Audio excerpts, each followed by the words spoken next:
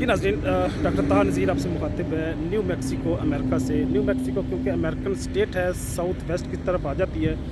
तो अगर मैं साउथ वेस्ट की बात करता हूँ तो पूरी दुनिया के इस पूरे कुर्रा अर्ज़ के इस ज़मीन के ये क्योंकि ग्लोब की शक्ल में है, एक फ़ुटबॉल की शक्ल में है, इसको आर्कियोलॉजिस्ट नहीं बल्कि जो ज्योग्राफी के लोग हैं, स्पेस साइंस के लोग हैं, उन्होंने इस ज़मीन को कोऑर्डिनेट्स में डिवाइड किया है, हॉरिजॉन्टल और वर्टिकल और मेरे लॉन्गिट्यूडनल और वर्टिकल जो इनके कोऑर्डिनेट्स उन्होंने एस्टेब्लिश किए।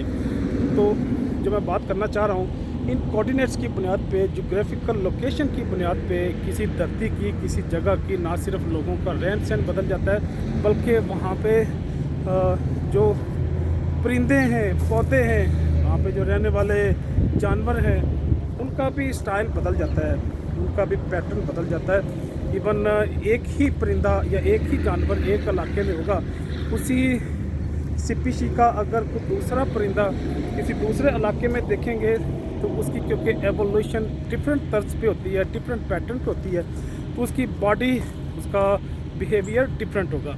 तो यहाँ पे भी जो मैं बात करना चाह रहा हूँ कि जो दरख्तों का पैटर्न है वो भी बड़ा अजीब सा है।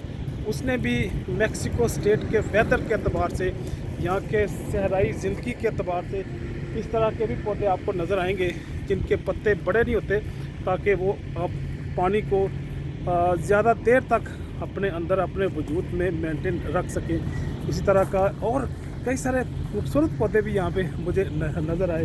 एक ये भी पौधा है जिसके पत्ते रेड हैं, तो रेड लीव्स के पत्तों के साथ ये भी एक पौधा मुझे नज़र आया, और ये भी सिर्फ आपको मैक्सिको ही में नज़र आएगा। मुझे कोई कहीं किसी और स्टेट में, मतलब एरिज़ोना में या मैरीलैंड में, न्यू जर्सी में, न्यूयॉर्क में, पेंसिल्वेनिया में इस तरह की जो पौधों का पैटर्न है वो आपको नहीं मिलेगा।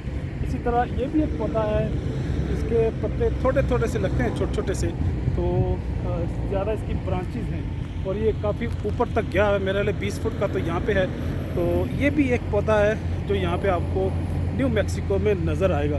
जो मैं आपसे बात शेयर करने वाला हूँ, जो मैं बात करना चाह रहा हूँ वो ये है कि इस दुनिया की लोकेशन के अतबार से, इस दुनिया के कोऑर्डिनेट के अतबार से, मौसम और मॉइस्चर के अतबार से, क्योंकि लोगों के, दरख्तों के, इंसान जो जानदार चीज़ें हैं, वो चाहे पौधे हों, जानवर हों, परिंदे हों, इंसेक्ट्स हों, वो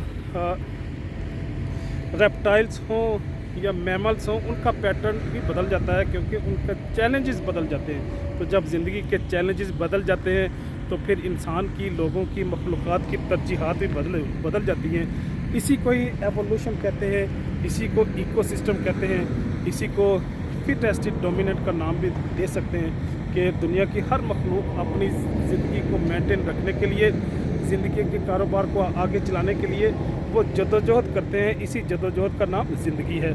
इजाज़त चाहूँगा। अल्लाह हाफिज़।